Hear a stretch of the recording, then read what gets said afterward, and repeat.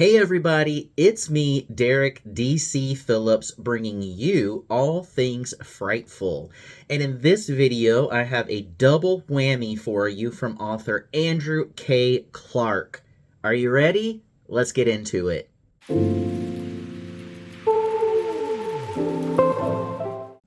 His latest release, Where Dark Things Rise, comes out September 16th, and I had the opportunity to read an advanced reader copy, which I was very grateful for because I was obsessed with the first book, Where Dark Things Grow. And in order to talk about the sequel, Where Dark Things Rise, we've got to get into this one first. In addition to his two novels, Andrew also has a poetry collection, and his background as a poet comes through 100% in his prose. These two books are so lyrically written, fans of dark poetry are going to love them.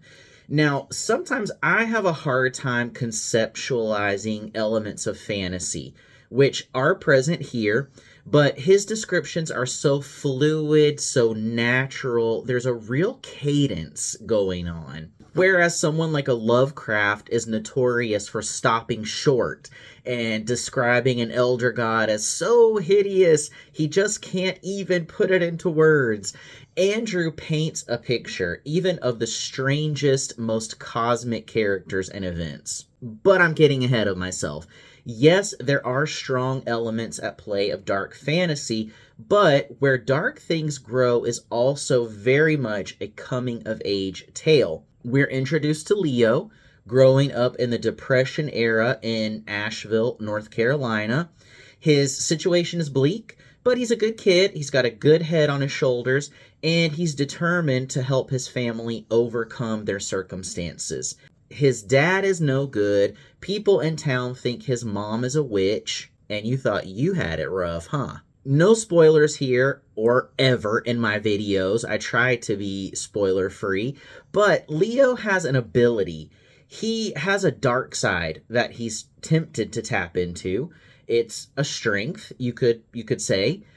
He's followed by a black cloud, this column of smoke that can take different shapes, including the form of his dead brother. You can imagine, for a kid, that's very confusing. For anyone, that's confusing. There's this constant struggle between good and evil, but it's never cliche. What happens when anger manifests itself as righteous anger? Is it okay? Is it a good thing? There's tons of magical realism layered in here. Think Big Fish, think Guillermo del Toro, one of my favorite directors. There's also period piece, if you're a fan of Oh Brother, Where Art Thou, or most recently Sinners. There's a dark fairy tale feel. I found myself reading one chapter per night like a kid before bed. I really did not want it to end. It's almost like a Southern Gothic Anne of Green Gables. The characters feel so real, and there's some real heart and warmth and humor behind them. We have a healthy dose of Appalachian folklore in the form of wolvers. They are creatures who prey on those who stray from the straight and narrow, both figuratively and literally. And all of this, all of the characters transition so seamlessly into book 2, I won't go into too much detail. You need some surprises. There's actually a time jump to the 80s. I was really reminded of X, Pearl, Maxine, Ty West's trilogy because each entry was so different there, but they stand on their own. The themes are still present, and that's how I felt about each book. Within a couple of chapters of Where Dark Things Rise, you start to make connections, and you're reminded of what you loved about book 1. Leo, from book 1, is a grandpa now. And we find out if the characters from book 1 succumbed to the darkness or if they rose above. We have Lilifax, love that name. We have Ezra the Little Preacher. You would need to read book 1 to really appreciate the development that happens here. These characters are people. They are so well developed, and a lot has happened over the decades, as with any real person you come to know and love. The protagonist for Where Dark Things Rise is Gabe, Leo's and Lilifax's grandson, and we are also introduced to his love interest, Mina.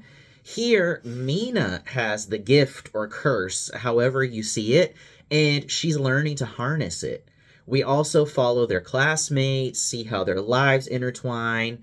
One of their friends in particular is sent to what is essentially a youth conversion camp where all hell breaks loose, literally. On top of the Southern Gothic, the coming of age, the magical realism, we have almost a teen slasher or creature feature element. If you love Pumpkinhead, you are going to dive right into this head first. And the great thing is that you really care about the teens. They are nuanced. Now, we see a lot of these themes floating around, especially in young adult fiction, but here the themes are timeless and timely, right? Which sounds like an oxymoron, but it is possible, right? The themes are so woven into the story that it never comes across as preachy or as one of the characters standing on a soapbox. I think something that really takes me out of a story is where a character is giving sort of a diatribe about their beliefs or their experiences, and you say, okay, this is the author really inserting him or herself, but here it doesn't come across that way. It feels very natural, and you can relate to the characters better that way. Again, they are three-dimensional. They're not just a mouthpiece for the author. Both books incorporate elements that are both heart-wrenching and horrific. They can be brutal, the events and the things that happen to these characters, but there's so much heart. We even move from Halloween through Christmas in the second book, and it reminds me of Night of the Hunter, if you're familiar. That's one of my all-time favorite movies from the 1950s. It's one of my favorites of all time, but it is from the 50s. I have not actually read the book yet, but I would love to. There's nostalgia, but it's not for the sake of nostalgia. We see that a lot these days. A lot of the reboot content that we get taps into that. But this is so genuine and so sincere. It's also uniquely Southern. If you grew up here, you'll say, that's my gran, that's my peepaw. There was a description toward the beginning, actually, of someone frying bologna and how they cut little slits in four corners to keep it from bunching up. I don't know. It's so uniquely Southern. And the setting, the context, Asheville and the hills, the mountains are characters in and of themselves.